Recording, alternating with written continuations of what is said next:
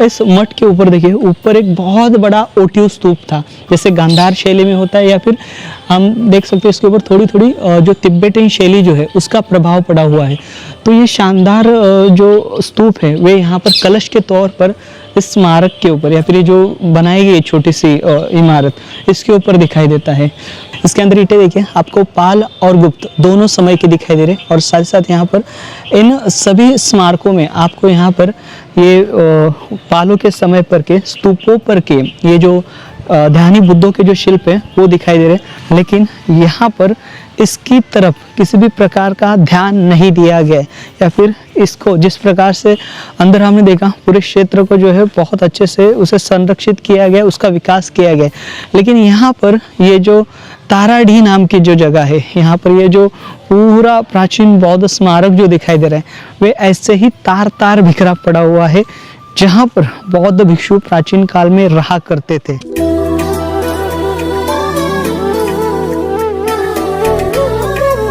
सुप्पबुद्धं पबुज्जन्ति सदा गौतमा सावका एसं दिवाच रतोच निच्चं बुद्धगता सती, जिसकी दिन रात हर समय बुद्ध विषयक स्मृति बनी रहती है, वे गौतम भगवान बुद्ध के श्रावक सदैव भली भांति प्रबुद्ध जागृत बने रहते हैं।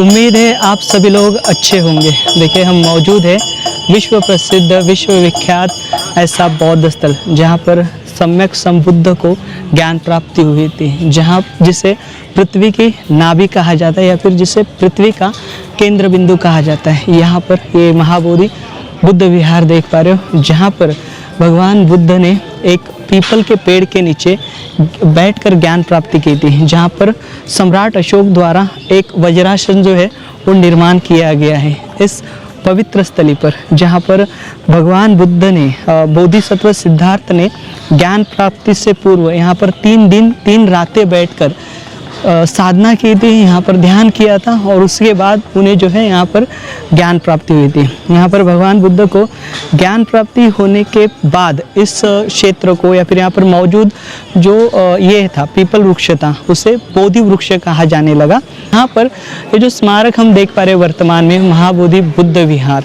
तो यहाँ पर जो है सम्राट अशोक इन्होंने नींव रखी थी इस स्मारक की, और यहाँ पर सम्राट अशोक द्वारा स्मारक बनाया गया था। तो ये जो आप स्मारक देख पा रहे हो, इससे समय समय पर इसका जीर्णोद्धार होता गया, और समय समय पर इसका जो विकास है वो होता गया, और समय समय पर यहाँ पर सैकड़ों की तादाद में स्मारक निर्माण किए गए थे। जब भगवान बुद्ध को ज्ञान प्राप्ति हुई थी, और ज्ञान प्राप्ति होने के बाद यहाँ पर बौद्ध भिक्षु वास्तव में थे, यहाँ पर मठ निर्माण किए गए थे।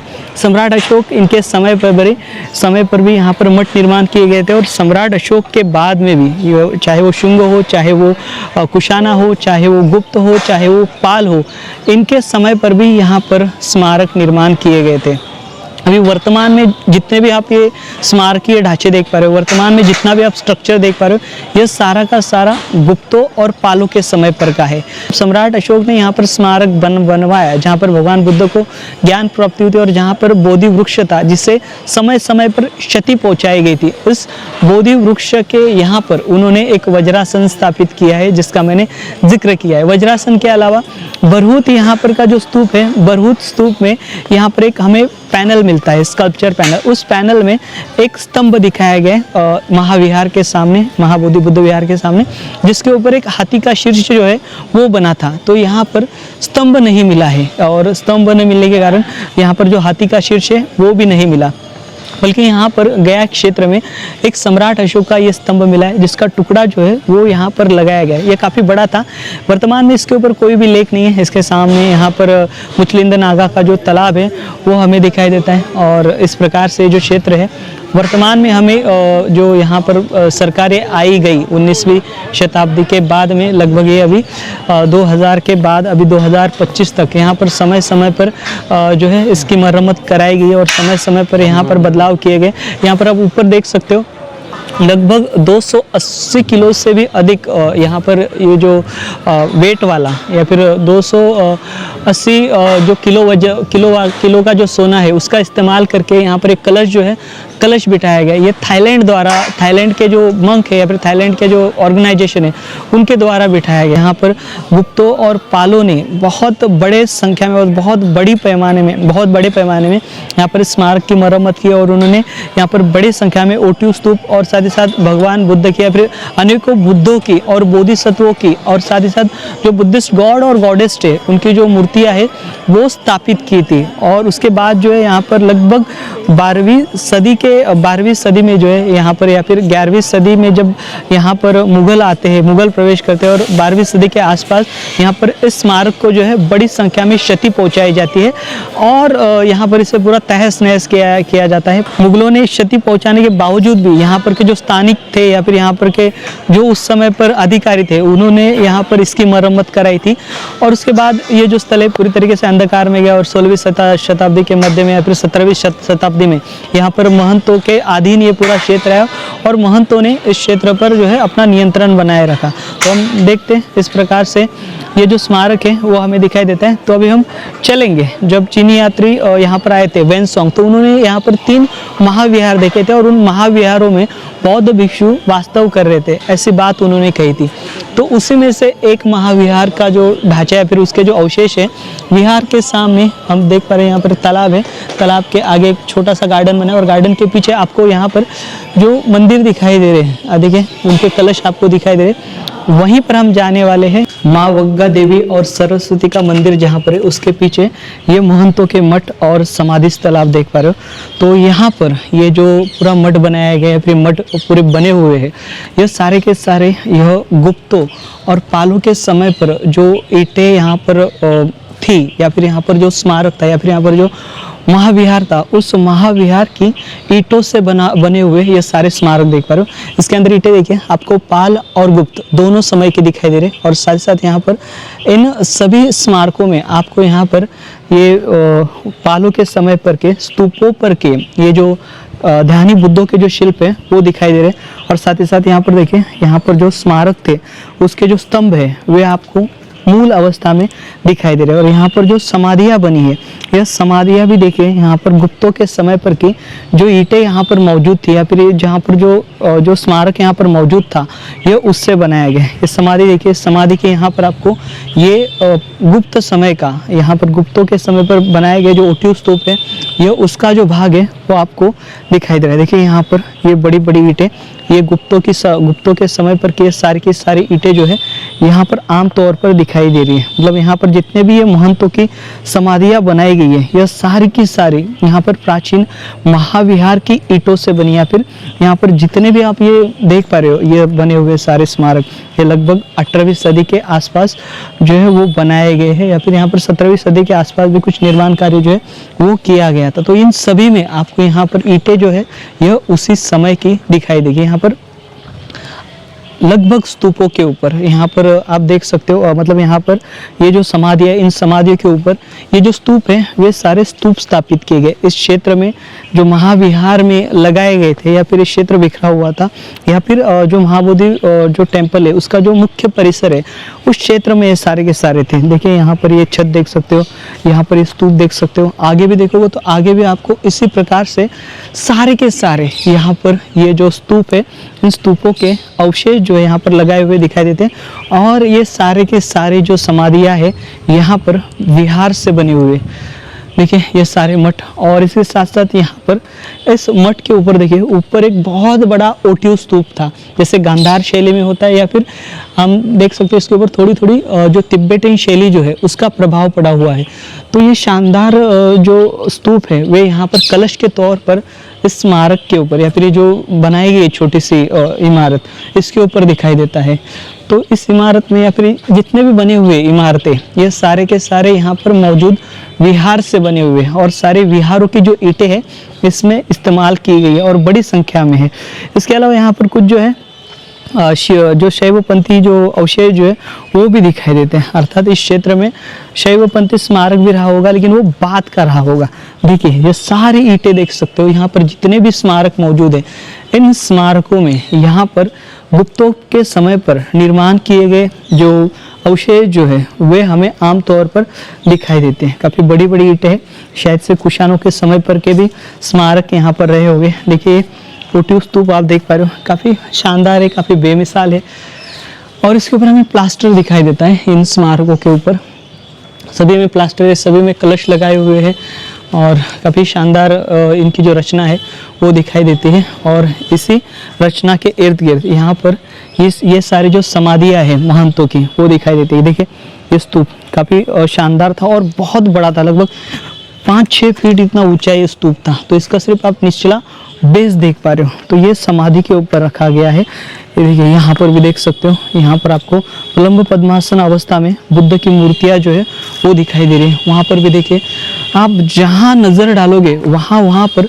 इसी प्रकार से ये सारे के सारे खंडर जो है वो बिखरे हुए दिखाई देते हैं। तो ये कितना बड़ा महाविहार रहा होगा और कितने इस महाविहार की जो ईंटें हैं यहाँ पर इन सभी चीज़ों में जो है वो इस्तेमाल में की गई थी, यह इससे आप अंदाज़ा लगा सकते हो।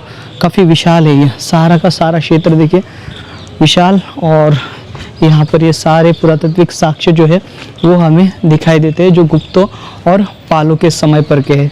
देखिए ये खंडित अवस्था में स्तूप देखिए, जहाँ पर देखोगे वहाँ पर मंदिर के अंदर हालांकि शिवलिंग है जो कि बात के है और यहाँ पर ये जो पूरा क्षेत्र फैला हुआ है ईंटों से लेकर इन स्मारकों में इस्तेमाल की गई हर एक चीज़ जो है यह बौद्ध महाविहार की या फिर यहाँ पर बौद्ध स्थापत्य से जो है वो ली गई है और उसके बाद जो है इनका निर्माण कार्य किया गया है। तो यहाँ पर ये स्थल और साथ ही साथ यहाँ पर इनका जो घमंडगिरी मठ जो है, घमंडगिरी मठ में भी हमें इसी प्रकार के बड़ी संख्या में और बड़ी तादाद में भगवान बुद्ध की और बोधिसत्वों की जो मूर्तियाँ है वो दिखाई देती है। मतलब यहाँ पर सैकड़ों की तादाद में शिल्प जो है आज भी यहाँ पर महंतों ने अपने पास जो है वो रखे हुए, क्योंकि यहाँ पर इस पूरे क्षेत्र में महंतों का नियंत्रण था 17वीं सदी के आसपास या फिर 16वीं सदी के मध्य से लेकर 17वीं सदी के आसपास पूरे महंतों का यहाँ पर नियंत्रण था। उसके कारण ये क्षेत्र महंतों के अधीन आने के कारण या फिर महंतों के देख रेख के होने के कारण यहाँ पर महंतों द्वारा यहाँ पर के जो स्मारक थे या फिर यहाँ पर के विहार जो थे उस समय पर उनको इन स्मारकों की जानकारी न होने के कारण उन्होंने यहाँ पर इस पूरे क्षेत्र में इस प्रकार की समाधि और उनके स्थापत्य जो है वो निर्माण किए थे। लेकिन बाद में यहाँ पर जब सर अलेक्जेंडर कनिंघम आया और उन्होंने देखा इस क्षेत्र का मुआयजा किया और इस सर अलेक्जेंडर कनिंघम से पहले भी यहाँ पर कई शोधकर्ता आकर गए, लेकिन उन्हें लगा कि ये जैन स्मारक होगा या फिर जैनों के संबंधित होगा। लेकिन यहाँ पर जब ये पूरा क्षेत्र जो जब सामने आया, प्रकाश में आया, तब हम देखते हैं श्रीलंका से अनागरिक धम्मपाल जो है वे आते हैं और यहाँ पर जो है एक मुहिम चलाते हैं। उसके थ्रू यहाँ पर इस क्षेत्र का विकास और इसके संवर्धन और साथ ही साथ बौद्धों का भी इसके ऊपर नियंत्रण रहे, इसके लिए जो है आगे जो है कार्य किया गया। उसके बाद यहाँ पर बीटी एक्ट 1949 जो है वो लाया गया और उसके ज़रिए जो है यहाँ पर एक समिति बनाई गई। उस समिति में यहाँ पर 4 लोग जो है बुद्धिस्ट होते, 4 लोग नॉन बुद्धिस्ट होते हैं और यहाँ का डीएम जो होता है वो हिंदू होता है। इस प्रकार का एक्ट बनाया गया और उस एक्ट के थ्रू यहाँ पर ये जो क्षेत्र है वे संरक्षित किया गया है, फिर प्रिजर्व किया गया है। लेकिन यहाँ पर जैसे हम देखते हैं यहाँ पर सैकड़ों की तादाद में काल के अनुसार स्मारक निर्माण किए गए थे। वे आज भी उनका जो अस्तित्व है यहाँ पर दिखाई पड़ता है, आज भी उनकी मौजूदगी हमें दिखाई पड़ती है। आज भी यह चीख चिल्ला कर अपना अस्तित्व बयां करते हैं। आज भी यहाँ पर ये अपना गौरवशाली इतिहास जो है या फिर उसके पन्ने जो है वो उजागर करते हैं। ये खंडित ईंटें जो है हमें बहुत कुछ बताती है। यहाँ पर एक खंडित स्तूप जो है यहाँ पर बहुत कुछ बयां करके जाते हैं। यहाँ पर इसकी कहानी बयां करते हैं कि यह उस समय पर कितने स्वर्णिम युग में थे या फिर किस दौर में ये थे, ये बयां करते हुए दिखाई देते हैं। हम अभी महाबोधि बुद्ध विहार के पिछले हिस्से में आए हुए हैं, जहाँ पर एक पार्क है। पार्क में एक बाबा साहब का जो स्टैचू है वो दिखाई देगा। ठीक उसके आगे ताराडी नाम की एक जगह है, जो कि यहाँ पर एक फेंसिंग किया हुआ क्षेत्र दिखाई देता है। एक संरक्षित स्मारक है। यहाँ पर लगभग सन 1982 से लेकर 92 तक उत्खनन कार्य किया गया था। एक टीला है, जैसे मैंने वर्णन किया कि यहाँ पर 3 से 4 बड़े बड़े महाविहार मौजूद थे। तो यहाँ पर देखिए महाविहार के पिछले हिस्से में यहाँ पर एक महाविहार के भग्न अवशेष दिखाई देंगे। तो इसे जो है यहाँ पर इसकी हालत देखिए काफ़ी बुरी हालत है। इसका प्रिजर्वेशन या फिर इसका कंजर्वेशन हुआ नहीं है। देखिए वहाँ से पूरी दीवारें दिखाई देती है, खोलिया देखिए। ये बहुत बड़ा महाविहार जो है यहाँ पर मौजूद था, लेकिन यहाँ पर इसकी तरफ किसी भी प्रकार का ध्यान नहीं दिया गया, या फिर इसको जिस प्रकार से अंदर हमने देखा पूरे क्षेत्र को जो है बहुत अच्छे से उसे संरक्षित किया गया, उसका विकास किया गया। लेकिन यहाँ पर ये जो ताराडी नाम की जो जगह है, यहाँ पर ये जो पूरा प्राचीन बौद्ध स्मारक जो दिखाई दे रहा है, वे ऐसे ही तार बिखरा पड़ा हुआ है, जहाँ पर बौद्ध भिक्षु प्राचीन काल में रहा करते थे। तो यहाँ पर ये जो वर्तमान में स्मारक जो दिखाई दे रहा है, तो इसके अंदर हमें आमतौर पर गुप्ता समय की लगभग 5वीं से 6ठी शताब्दी की ईंटें जो है वो दिखाई देती है। देखिए ये बड़े बड़े कमरे जो है वो यहाँ पर दिखाई देते हैं। तो एक बहुत ही महत्वपूर्ण ऐसा प्राचीन बौद्ध विहार है। इस विहार के स्तंभ जो है इर्द गिर्द इत्र वित्र हमें बिखरे हुए दिखाई देते हैं। देखिए वहाँ पर देखोगे तो ऐसे ही इसे उत्खनन किया गया है यहाँ का, और ऐसे ही छोड़ दिया गया है। इसको सही से इसकी मरम्मत जो है मरम्मत नहीं की गई। देखिए सारे जो पत्थर है आपको दिखाई दे रहे हैं, ये पूरा क्षेत्र, पूरी दीवारें जो है, पूरी वॉल जो है, वॉल बिखरी पड़ी हुई है, लेकिन कोई भी किसी भी प्रकार का इसका संरक्षण नहीं है, किसी भी प्रकार का इसका कंजर्वेशन का कार्य नहीं है। जहाँ पर पूरे देश और दुनिया के लोग जो है जिस तले पर आते हैं और जिसका बहुत बड़ा ऐतिहासिक महत्व है। देखिए दुर्भाग्य है हमारा कि हम ऐसे देश में जन्मे हैं जहाँ पर चकाचौंध भरी दुनिया की ओर देखने का, चकाचौंध भरी वस्तुएं या फिर चीज़ों की तरफ देखने का नज़रिया लोगों का अलग है, और जो बहुत ही महत्वपूर्ण है ऐसे स्थल जो अपना एक महत्वपूर्ण स्थान रखते हैं, उनकी तरफ देखने का रवैया। देखिए ये ऐसा रवैया जो है हमारे भारत देश में ही दिखाई देता है, जहाँ पर ये बहुत ही महत्वपूर्ण ऐसी स्थली है जिसका सही से संवर्धन होना चाहिए था। इस महाविहार का लगभग 5वीं से 6ठी शताब्दी में बने हुए इस विहार में लोग जो है, लोगों की विष्ठा दिखाई देगी, सारी विष्ठा यहाँ पर बिखरे हुए हैं। इसे एक शौच के रूप में लोग जो है वो इस्तेमाल करते हैं। तो इस प्रकार का ये महाविहार जो चीनी यात्री वैनसोंग और फाइयान इन्होंने देखे थे, उसमें से एक महाविहार है।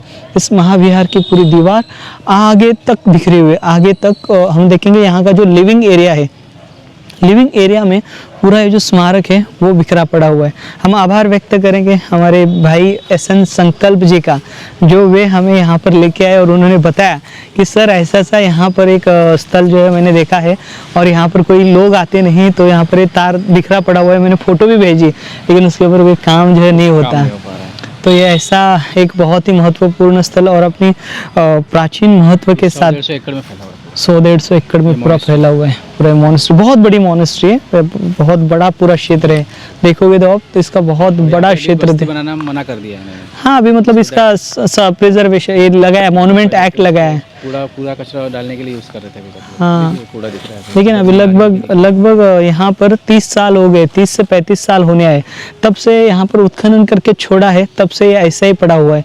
इसकी इसकी कोई देख रेख नहीं। ऐसे प्रोटेक्टेड मॉन्यूमेंट का बोर्ड लगा दिया है, लेकिन प्रोटेक्टेड मॉन्यूमेंट का बोर्ड लगाने से कुछ होता नहीं। हम ऐसे कई स्मारकों यहाँ पर देश में बिखरे पड़े, जहाँ पर हम जाते हैं तो वहाँ पर हमें जाने के लिए मनाही करते हैं, या फिर वीडियो बनाते हैं तो वीडियो बनाने के लिए मनाही करते हैं। लेकिन यहाँ पर इतना महत्वपूर्ण ऐसा स्थल है, इसे ऐसे छोड़ दिया है। देखिए हमने अंदर एंट्री की थी, जहाँ पर यहाँ का जो महंतों के जो मठ है उस क्षेत्र में हम गए थे, तो वहाँ पर जो है हमें रोका उन्होंने, वो हमें दिक्कत की वहाँ पर। लेकिन यहाँ पर देखिए ये भी तो उसी का हिस्सा है, ये भी तो वही है जिसके लिए पूरी दुनिया आती है, जिसके लिए पूरी दुनिया नमन होती है, जिसके लिए पूरी दुनिया नतमस्तक होती है। यहाँ के जो बौद्ध भिक्षु निवासी है या फिर पूरे भारत के बौद्ध भिक्षु यहाँ पर जो आते हैं, उनसे मेरा निवेदन है कि आप इन चीज़ों की ओर गौर करें और इन चीज़ों की तरफ अपना ध्यान दें। यहाँ यहीं पर ये आपके पूर्वजों को विरासत है, इससे संजोने का काम करे। जैसे महाबोधि बुद्ध विहार की एक एक ईंट और वहाँ की एक एक वस्तु महत्वपूर्ण है, अंदर की जो फेंसिंग मारी है, ठीक उसी प्रकार से यहाँ पर की भी एक एक ईंट उतनी ही महत्वपूर्ण है जितनी अंदर की, क्योंकि ये भी महाबोधि बुद्ध विहार का हिस्सा है। इस बात को आप ध्यान में रखिए। यहाँ पर पूरी विष्टा है, देखिए यहाँ पर जहाँ जो पूरे यहाँ पर रहते हैं मंक, मैं उनसे निवेदन कर रहा हूँ, महाराष्ट्र भर में के, देश भर में के मंक यहाँ पर जो आते हैं उनसे निवेदन कर रहा हूँ, आप इसके लिए कुछ ना कुछ आवाज़ उठाए, इसके लिए आप कुछ ना कुछ करें। मैं ऐसा निवेदन आमतौर पर करता नहीं हूँ, लेकिन इस क्षेत्र को देखकर ऐसा लगता है कि यहाँ पर आगे जाएंगे तो चकाचौंध भरा पूरा क्षेत्र दिखाई देता है। और यहाँ पर हमारा दुर्भाग्य है, ऐसा दुर्दैव है ऐसा कि यहाँ पर इस प्रकार से ये जो हमारा ऐतिहासिक स्थल जो है ऐसे दुर्भाग्य स्वरूप जो है बिखरा पड़ा हुआ दिखाई देता है। ये जो विहार है ये कितना बड़ा रहा होगा इसका अंदाजा आपको लग जाएगा। यहाँ पर ये जो पूरा क्षेत्र दिख रहा है, अभी हम जो है म्यूजियम के पिछले हिस्से में, और म्यूजियम के पिछले हिस्से में देखिए वहाँ से एक पूरी जो फेंसिंग दिखाई दे रही है आपको, ये पूरी महाविहार की, ये पूरा जो है ना माउंट है, इसके नीचे स्मारक जो है वो दबे हुए हैं। अभी यहाँ पर रोड बनाया गया, इस रोड के नीचे भी स्मारक बने हुए और ये ताराडी वाला क्षेत्र जो है शुरू होता है। तो इससे आप अंदाजा लगाए कितना बड़ा रहा होगा। यहाँ पर एक मॉस्क्यू है, एक मस्जिद दिखाई देती है महाविहार के पीछे, तो वो मस्जिद भी जो है यहाँ पर इसी माउंट के ऊपर या फिर इसी स्मारक के ऊपर बसी हुई है। तो इससे आप अंदाजा लगा सकते हो महाबोधि बुद्ध विहार का क्षेत्र उस समय पर कितना बड़ा रहा होगा और कितना विस्तृत रहा होगा और कितना समृद्ध रहा होगा।